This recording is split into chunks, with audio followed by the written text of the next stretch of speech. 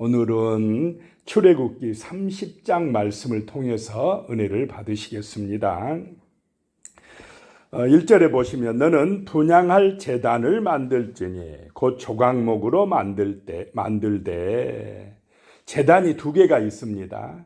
그 성막들의 마당에 있는 제단, 그 제단을 번제단이라고 합니다. 거기서는 짐승을 잡아서 피를 뿌리기도 하고 태워드리는 그런 제단이었고, 지금 여기 나오는 분향할 제단, 분향단이라고도 합니다. 이 제단은 성소 안에 그 지성소와 성소를 구분하는 휘장 그 앞에 성소 쪽에 두는 제단, 그래서 향을 태워드리는 그런 제단이다. 그래서 분향단이다라고 합니다. 그 분향단을 조각목으로 만들어라 라고 말씀하고 있습니다.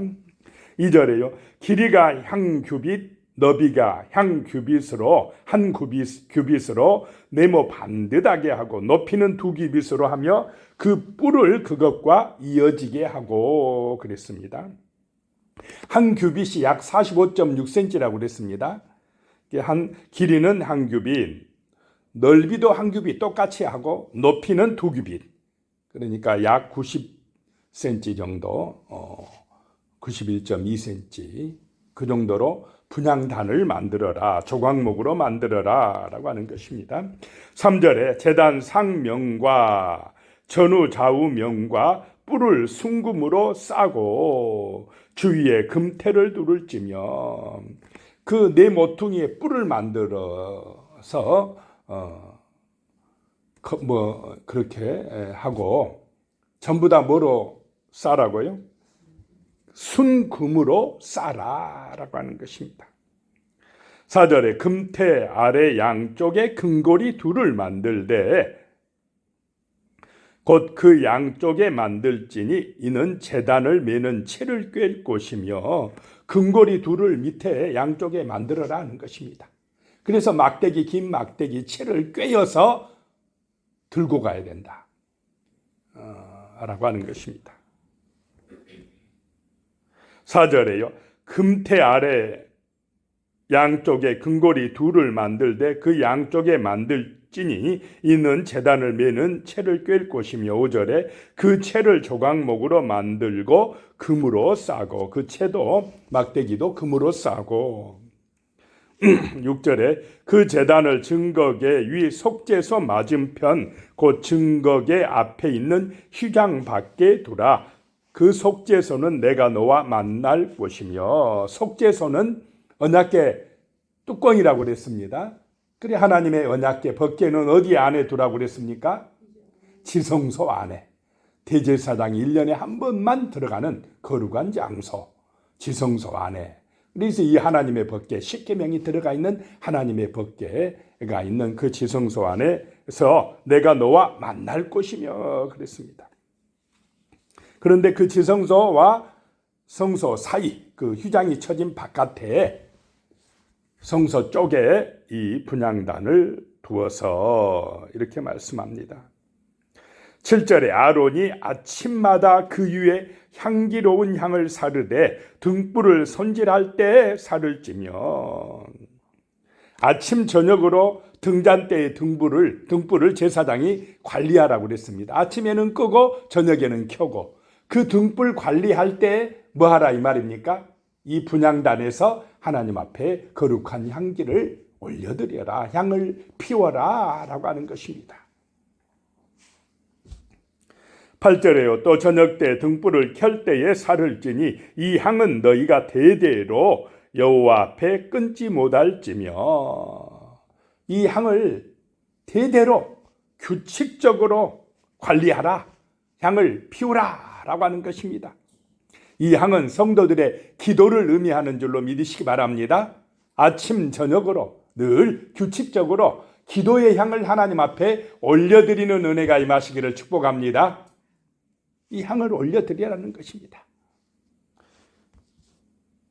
9절에 너희는 그 이외에 다른 향을 사르지 말며 번제나 소제를 드리지 말며 전제에 술을 붓지 말며, 하나님이 만드신 법대로, 만드라고 하는 법대로 만든 그 향만 분향단에서 피워야지, 세상 사람들, 이방 사람들이 향을 제조하는 방법대로 만들어서 여기서 향을 피우면 안 된다라고 하는 것입니다. 세상의 방법이 아니라 누가 말씀하신 대로요, 하나님이 말씀하신 대로 거룩한 향을 만들어서 피워야 한다라고 하는 것입니다. 또 이 분향단에서는 짐승을 잡아 드리면 안 됩니다. 향만 피워야 됩니다. 짐승을 잡아 드리는 제단은 무슨 제단이라고요? 마당에 있는 번제단이라고 그랬습니다. 여기서는 분향하는 분향단입니다. 거기다 그래서 전제에 술도 묻지 말며 향만 피우라 라고 하는 것입니다. 10절에요. 아론이 1년에 한 번씩 이 향단 뿔을 위하여 속죄하되 속죄의 피로 1년에 한 번씩 대대로 속죄할지니라. 이 제단은 여호와께 지극히 거룩하니라. 1년에 한 번씩 그 분향단에 아론이 번제단에 그 짐승 잡은 피를 가져다가 발라야 된다 라고 하는 것입니다. 대속죄일에 그 피를 발라야 어떻게 됩니까? 거룩해진다 라고 하는 것입니다. 그래서 이 제단은 하나님께 지극히 거룩하니라. 대속죄일은 7월 10일입니다. 1년에 한 번씩 대제사장이 이렇게 하라는 것입니다. 그 다음에 나오는 것이 해막 봉사에 쓰는 속전을 내게 하라 라고 하는 것입니다. 11절에요. 여호와께서 모세에게 말씀하여 이르시되, 자, 이 성막에 필요한 모든 기구를 만들 때도 철저하게 누구의 말씀대로 합니까? 하나님이 말씀하신 대로, 하나님께서 모세에게 말씀하신 대로 항상 말씀이 우선합니다. 말씀대로 하라는 것입니다.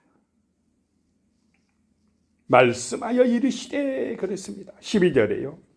내가 이스라엘 자손의 수요를 조사할 때에 조사받은 각 사람은 그들을 계수할 때에 자기 생명의 속전을 여호와께 드릴지니 이는 그들을 계수할 때에 그들 중에 질병이 없게 하려 함이라. 수요를 조사할 때에 인구 조사를 했습니다. 이스라엘은 정기적으로 이렇게 했는데 20세 이상의 장정들을 계수했습니다. 그때에 생명의 속전을 하나님께 드리라라고 하는 것입니다. 13절에요. 무릇 계수 중에 드는 자마다 성소의 세겔로 반 세겔을 낼지니 한 세겔은 20개라라. 그 반 세겔을 여호와께 드릴지며. 인구 조사할 때마다 20세 이상의 남자는 이 속전을 내야 된다라고 하는 것입니다. 반 세겔 내라고 하였는데요. 반 세겔은 이틀 품삯이라고 합니다. 이틀치 품삯을 하나님 앞에 내라. 생명의 속전으로 내라라고 하는 것입니다. 속전이라고 하는 원어적인 뜻은 덮어버린다라고 하는 것입니다. 덮어준다는 것입니다. 그 속전, 자기의 생명의 값을 낼 때 피가 그의 죄값을 다 덮어준다라고 하는 것입니다. 그래서 그의 생명을 살려준다는 것입니다. 그 생명의 속전을 내라라고 하는 것입니다. 14절에 나옵니다. 계수 중에 드는 모든 자, 곧 20살 이상 된 자가 여호와께 드리되. 하나님께 드린 것이다 라고 하는 것입니다. 성소에 내지만 그 돈은 누구에게 내는 것이라고요? 하나님께 내는 것이라는 것입니다. 우리가 하나님 성전에서 교회에서 헌금하지만 근본 정신은 그거는 누구에게 내는 것이라고요? 하나님께 드린다라고 하는 것입니다. 15절에요. 너희의 생명을 대속하기 위하여 여호와께 드릴 때에 부자라고 반 세겔에서 더 내지 말고 가난한 자라고 덜 내지 말지며. 이 생명의 속전인 이 돈을 낼 때에는 똑같이 내야 된다는 것입니다. 자, 생명값은 같습니까? 다릅니까? 부자의 목숨은 더 비싸고 가난한 자의 목숨은 더 쌉니까? 목숨은 다 같이 소중한 줄로 믿습니다. 하나밖에 없는 귀한 목숨이라는 것입니다. 그 목숨값을 낼 때는 똑같이 반세계를 내라라고 하는 것입니다. 부자라고 더 내고 가난한 사람이라고 덜 내면 안 된다라고 하는 것입니다. 16절에 너는 이스라엘 자손에게서 속전을 취하여 해막 봉사에 쓰라. 이것이 여호와 앞에서 이스라엘 자손의 기념이 되어서 너희의 생명을 대속하리라 라고 말씀합니다. 이 속전을 낸 것 가지고 해막 봉사에만 쓰라라고 하는 것입니다. 그것이 너희의 생명을 대속하게 될 것이다 라고 말씀합니다. 17절에요. 부터는 이제 물두멍에 대한 말씀이 나옵니다. 17절에요. 여호와께서 모세에게 말씀하여 이르시되, 그 물두멍을 만들 때도 말씀하여 이르시되 그랬습니다. 말씀대로 한다는 것입니다. 18절에요. 너는 물두멍을 노스로 만들고 그 받침도 노스로 만들어 씻게 하되 그것을 회막과 제단 사이에 두고 그 속에 물을 담으라. 이 물두멍을 그 성전 마당에 두는데 번제단과 회막문 사이에 두라는 것입니다. 거기에 물을 채워둬라 라고 하는 것입니다. 19절에 아론과 그의 아들들이 그 두멍에서 수족을 씻되, 이제 제단에서 피 뿌리고 그 피로 속죄함을 받은 후에 그 다음에 성소에 들어가기 전에 있는 것이 물두멍인데, 물두멍에서 뭐 하라고요? 손과 발을 한 번 더 씻으라 라고 하는 것입니다. 20절에요. 그들이 해막에 들어갈 때에 물로 씻어 죽기를 면할 것이요 제단에 가까이 가서 그 직분을 행하여 여호와 앞에 화제를 살을 때에도 그리할지니라. 항상 들어가기 전에 씻고 들어가야 된다라고 하는 것입니다. 성전에 나오는 태도는 항상 이렇게 정결해야 된다는 것입니다. 성결한 자세로 나와야 된다라고 하는 것입니다. 손과 발을 씻는 것은 자기의 자범죄를 늘 회개하고 하나님 앞에 씻고 성전에 나와라 라고 하는 의미입니다. 피로써 우리의 모든 원죄는 씻혔지만은, 예수의 피로 의롭게 되었지만 살다 보면 또 죄를 짓습니까? 안 짓습니까? 그러니 손과 발을 씻으라 라고 하는 것입니다. 21절에 이와 같이 그들이 그 수족을 씻어 죽기를 면할지니 이는 그와 그의 자손이 대대로 영원히 지킬 규례니라. 이 말씀대로 해라 라고 하는 것입니다. 그 다음에는 이제 거룩한 향기름, 그 거룩한 기름을 관유라고 합니다. 그 기름을 어떻게 만들 것인가 라고 하는 것입니다. 22절에요. 여호와께서 모세에게 또 말씀하여 이르시되, 자, 그냥 만드는 게 아니라 항상 뭐가 먼저입니까? 말씀하시는 게 먼저다라고 하는 것입니다. 말씀하신 대로 말씀을 받고 움직인다라고 하는 것입니다. 23절에요. 너는 상등 향품을 가지되 액체 모략 500세겔과 그 반수의 향기로운 육개 250세겔과 향기로운 창포 250세겔과 그 향기름의 재료들입니다. 모략, 육개, 창포. 그 다음에 24절에는요. 계피 500세겔을 성소의 세겔로 하고 감람기름 한 흰을 가지고, 감람기름 3.67리터를 가지고 이 감람기름에 이런 향품들을 넣어서 거룩한 간유를 만들라라고 하는 것입니다. 거룩한 기름을 만들라는 것입니다. 25절에 그것으로 거룩한 간유를 만들되 향을 제조하는 방법대로 향기름을 만들지니 그것이 거룩한 관유가 될지라, 거룩한 기름이 될지라 라고 말씀합니다. 26절에요. 너는 그것을 회막과 증거궤에 바르고, 그 기름을 회막, 성막에 바르고, 증거궤, 하나님의 법궤에 기름을 바르고, 그래야 거룩하게 된다는 것입니다. 27절에 상과 그 모든 기구이며 등잔대와 그 기구이며 분향당과, 28절에 및 번제당과 그 모든 기구와 물두멍과 그 받침에 발라 그랬습니다. 29절에 그것들을 지극히 거룩한 것으로 구별하라. 이것에 접촉하는 것은 모두 거룩하리라. 자, 하나님의 그 성소에서 쓸 모든 물건은 다 이 거룩한 기름을 발라 어떻게 하라고요? 거룩하게 구별하라 라고 하는 것입니다. 구별된 것인 줄로 믿으시기 바랍니다. 하나님의 성전에서 쓰이는 것들은 구별된 것이요, 거룩한 기름이 발라진 것이다. 오늘날에는 거룩한 성령의 기름이 발라진 줄로 믿으시기 바랍니다. 그래서 조그만 기구 하나하나까지 다 구별된 것이다, 거룩한 것이다 라고 하는 것입니다.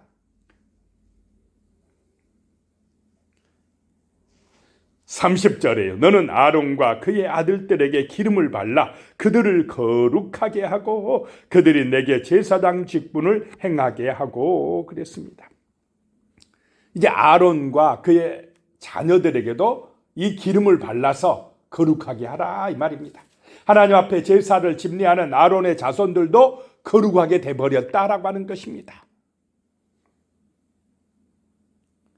우리가 거룩하게 된 것은 하나님의 은혜인 줄로 믿으시기 바랍니다. 오늘날에는 모든 성도들이 누구입니까? 이제 제사장이 되었다. 성령의 기름이 발라진 줄로 믿으시기 바랍니다. 그래서 우리는 하나님 앞에서 거룩한 제사장의 사명을 감당하는 성도가 되어야 한다라고 하는 것입니다. 하나님 앞에 나와서 예배드리는 정말로 거룩한 성도로서 아름다운 향기를 올려드리는, 기도의 향을 올려드리는 그런 참된 성도들이 되시기를 축복합니다. 31절에요.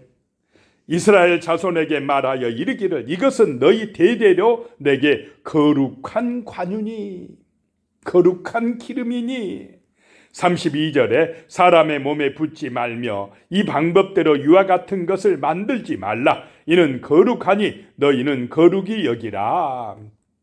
하나님의 성소에서 쓰는 이 거룩한 기름의 제조 방법대로 다른 사람들은 집에서 만들어 쓰면 된다는 것입니까? 안 된다는 것입니까? 안 된다. 하나님 앞에 드리는 거룩한 기름이니까 그것은 구별된 방법이니 이 방법대로 만들어서 좋다고 쓰면 안 된다라고 하는 것입니다.